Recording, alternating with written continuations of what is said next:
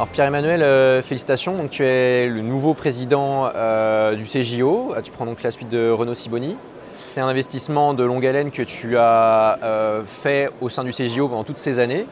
Et finalement, est-ce que tu peux nous expliquer pourquoi tu t'es tant investi et qu'est-ce qui pourrait finalement motiver les plus jeunes et les moins jeunes d'ailleurs à s'investir comme tu le fais au sein du CJO comme au sein d'autres sociétés? Alors initialement, c'était tout à fait par hasard.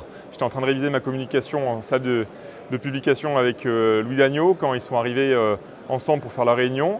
Et ils m'ont dit, écoute, reste, on va voir, t'es jeune, qu'est-ce que tu sais faire? Et je suis rentré dans l'association. Et en fait, je me suis rendu compte qu'être au CJO, c'est faire bouger les choses directement. Et donc le message principal, c'est justement, si vous voulez rejoindre le CJO, c'est vouloir faire des choses pour l'ensemble de la communauté et en plus, indirectement, faire des choses qu'on aurait aimé avoir pour soi-même. Et souvent, on est comparé, enfin moi quand je parle du CJO, parce que j'adore en parler, on nous considère comme les jeunes de la Softcote. Et justement, c'est quoi ce lien qu'on peut avoir avec la Softcote? Est-ce que tu peux un peu nous expliquer si on est vraiment inclus dans la Softcote, si on est une société complètement séparée, jeune, est-ce qu'on a des liens forts avec cette société qui nous aide quand même pas mal? Alors grâce au passage en CNP Cote, le Softcote a vraiment intégré le CJO comme une association à part entière, dite FI, à part entière comme la SFAG, la SFA ou d'autres sociétés. Il faut savoir que le CJO a un droit de vote directement dans le conseil d'administration, donc c'est vraiment un lien de confiance très fort qui a été créé par la Softcote pour le CJO. Il faut se dire qu'on a de nombreuses missions qui sont en train de s'enrichir d'année en année. C'est vrai, on a un pouvoir de vote, mais aussi de retransmettre des informations qui nous viennent des plus jeunes. On essaie de les retransmettre en haut et on essaye aussi d'aller dans l'autre sens, donc on est un vrai interlocuteur dans les deux sens, donc c'est assez intéressant. Et hormis cette mission justement d'interlocuteur, est-ce que nous, est-ce qu'on a un rôle particulier? Est-ce qu'on a des missions? Alors je pense que pour le congrès, on le voit un petit peu avec les goodies et l'omniprésence qu'on est un peu partout, mais est-ce qu'on a d'autres missions pendant l'année, d'autres projets entre autres? Bien sûr, en fait il y a 3 missions principales. Il y a informer, soutenir et former.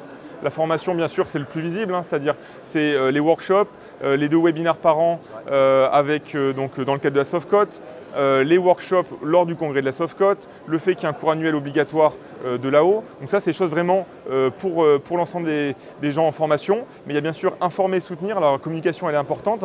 Bien sûr, on envoie des messages, des sondages, on donne des informations parce qu'il y a de plus en plus de brouhaha numérique et il faut qu'on arrive à donner la bonne information aux personnes, quitte parfois à les relancer, et il faut comprendre que cette information, elle sert aussi à soutenir, c'est-à-dire que tous les orthopédistes ne vont pas être au CHU ou qu'en clinique ou qu'en centre hospitalier périphérique ou en centre mutualiste, et qu'en fait la Softcote s'adresse à tout le monde et qu'il faut accompagner cette transition. On a été materné dans le CHU et on va prendre des chemins différents, donc c'est pour ça que la mission de soutien est très importante.